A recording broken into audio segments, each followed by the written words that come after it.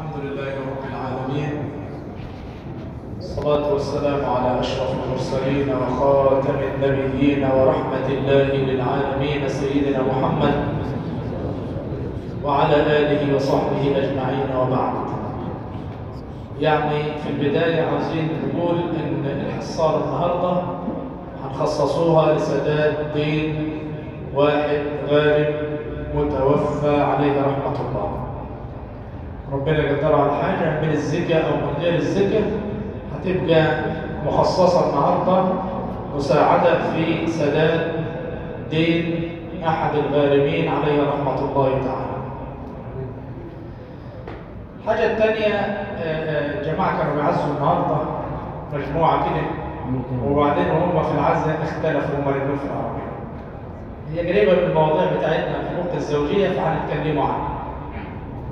فبيقولوا إن واحد بيقول الرسول قال النساء ناقصات عقل ودين، فواحد تاني قال له ده الرسول ما قالش كده، واحد تاني قال له لا ده آية في القرآن.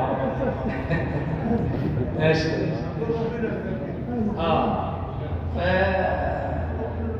فطبعا ده بيفكرني بجماعة زمان كانوا بيروحوا يبيعوا القطن في طمنهور زمان. فكانوا لما يبيعوا القطن مثلا لو اتأخروا بقيتوا في أي لوكاندا هناك، احكي لي يا أخويا الكبير يعني. وكانت اللوكاندات زمان غير دلوقتي، يعني كان ممكن تلاقي الأوضة كده مقسومة 3 كده بستار، كل مجموعة مع بعضها في سرير ولا 2 كده وبعدهم ستارة وهكذا. فقالوا احنا قاعدين بالليل كده لقينا الجماعة اللي فرحنا اللي بعد الستارة اللي احنا فيها بيقولوا ايه؟ عاملين شيوخ بقى عمالين يفتوا. واحد بيقول للتاني يا اخي ربنا سبحانه وتعالى بيقول كلام. قال له ايه؟ قال له انت ما سمعتش الآية اللي بتقول ما كان لله دام واتصل وما كان لغيره انقطع وانفصل؟ قال له صدق الله العظيم. دي مش آية خالص ولا في حاجة من ربنا. اسمع اللي جاي بقى. بعد ما قال له صدق الله العظيم قال له طب انت ما سمعتش الآية الثانية ربنا بيقول فيها ايه؟ قال له ايه؟ قال له قال تعالى ملك الملوك إذا وهب لا تسألن عن السلام. صدق الله العظيم. لا دي آية ولا دي آية. فرد الجماعة بتوعنا قالوا ايه؟ قال له نام يا كذاب انت هو. قال والله الصبح سمعنا صوت واحد. واخد بالك؟ فساعات الناس كده ايه؟ بتقول حاجات وتفكرها آية أو حديث. طبعا الحديث اللي بيقولوا عليه ده حديث فعلا قالوا النبي وحديث صحيح. مناسبته ايه؟ مناسبته ان النبي عليه الصلاه والسلام كان في يوم عيد، وبعد ما خطب في الرجاله ذهب الى النساء.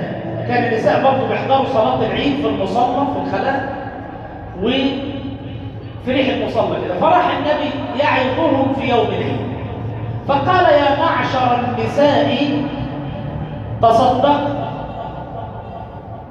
فاني رايتكن اكثر اهل النار. قلنا لما يا رسول الله؟ ليه احنا اكثر اهل النار؟ قال ما رايت ناقصات عقل ودين اذهب للب الرجل الحازق منكن. ما رايت ناقصات عقل ودين اذهب لعقل الرجل الحاذق منكن.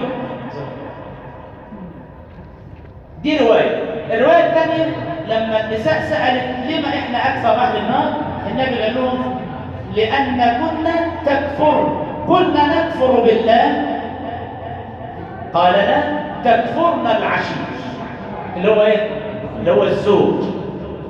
تكفرنا العشير يعني ما بتقولوش بخيره، دايما تقولوا ما عملش حاجه، يعمل الحلو كله ويقولوا ده عمرنا ما شفنا منه يوم حلو. والنبي قال كده فعلا في تكمله الحديث. قال عليه الصلاه والسلام تكفرنا العشير اذا احسن الرجل الى احداكن ثم رايتن منه سوءا يعني ايه؟ غلطه. قلنا ما رأينا منك خيرا قط، يعني عمري ما شفت معاك يوم حلو. يا ست ده انت طول عمرك وجل الشهد كله، يلي مغلبني، يلي مطلع عيني. هم كده، هم الستات، ده طبع الستات. ولذلك النبي عليه الصلاة والسلام قال ايه؟ كمل من الرجال كثير. اللي كملوا من الرجال ياما. ولما جاء عند النساء قال ايه؟ ولم يكمل من النساء الا 4. كأن كل النساء ما حدش وصل لدرجة الكمال فيهم الا 4 يتعدوا على الايد الواحدة. اما الرجال لا، كتير من الرجال وصلوا لدرجة الكمال. تمام؟ فعد ايه؟ عد 4 فقط. ده دليل على ايه؟ على ان فطرة المرأة اللي هي دايما تكفر العشير وتنكر الجميل. الستات دايما، عشان كده ربنا جعل القوامة في ايد الرجل. عشان كده دايما الست بتتعامل بالايه؟ بالعاطفة. الرجل يتعامل بايه؟ بعقله. الست لما بتتعامل بعاطفتها، وهي ربنا خليقها كده فيها شوية حنية وشوية ضعف وشوية انكسار. حتى لما تشوف الست كده وتوضع عنها تلاقيها مطية لتحت كده، صح؟ ربنا خلق فيها كده. ولذلك انت بقى كراجل، والبيوت اللي عاوزة تعيش وما تعملش مشاكل، انا هنديك الوصفة السحرية. ايه هي؟ خلي بالك انا بقول كلام والله ما هتسمعوها الا منها. خلي بالكم، مش هتسمعوه من حد تاني. اصل ما حدش بيجيبها كده على الارضيه الا انا ان شاء الله. ايه بقى الوصفه دي؟ الوصفه النبي قالها لنا وانا هوضحها لكم. قال ايه؟ قال ان المراه خلقت من ضلع اعوج. ادي الست، ادي الضلع بس اعوج كده. وإن أعوج ما في الضلع أعلاه. الضلع من فوق كده معوج. طب والراجل؟ لا، الراجل عدل. طب وبعدين؟ الراجل بالصولة يجوا على بعض كده؟ لا، كده هيطرقشوا كده. واخدين بالكم؟ كده ادي العوج وادي العدل. يجوا ما يجوش الا كان بقوا كده. طيب الست اللي معوجه كده ربنا خلقها كده، تعمل ايه في نفسها؟ الرسول قال إن أردت تقيمه كسرته، وكسرها طلاقها. عشان تعدلها يبقى تطلقها. طب وبعدين يا رسول الله؟ قال فاقبلوهن على عوج. يعني ايه؟ اقبلها على عوج يعني ايه؟ يعني اتعوجت. قال لا، ايوه اتعوج انت، انزل انت عشان نخشوا على بعض كده. شفت انت لما انعوجت انت دخلت على العوج الثاني، هو موت واحد. انما انت مصمم تبقى كده، عاوز راجل قصادك كده كلهم مشاكل، وانت سيادتك مش راضي تتعادل كده، فلازم يبقى في مشاكل. يبقى الحل ايه؟ اتعوج. يعني ايه اتعوج؟ يعني عديه. قيل من العاقل؟ قال الفطن المتغافل، اللي بيعديها بمزاجه، اللي شايف بس بيعدي. انما اللي بيوقف على الوحده ده نهاره اخضر. اللي بيوقف على الوحده ده كل يوم هيعمل مشاكل. امال الصح ايه؟ انت اللي تتعوج. يعني ايه تتعوج؟ تتنازل. كل واحد يقول انت البارح كنت بتقول كلام، لا، هو كل واحد. مش معنى ان انت تتعوج ان هي تبقى ماشيه كلامها، لا، اتعوج يعني اقبل منها الخطا وعدلها وما تبقاش على الواحده. المشيت بالوصفه دي انا بضمن لك ان انت تعيش عمرك كله ما فيش مشاكل بينك وبين ولا عمرها هتخرب ولا هتزعل. ليه؟ انت راجل واخدها على جد عقلها.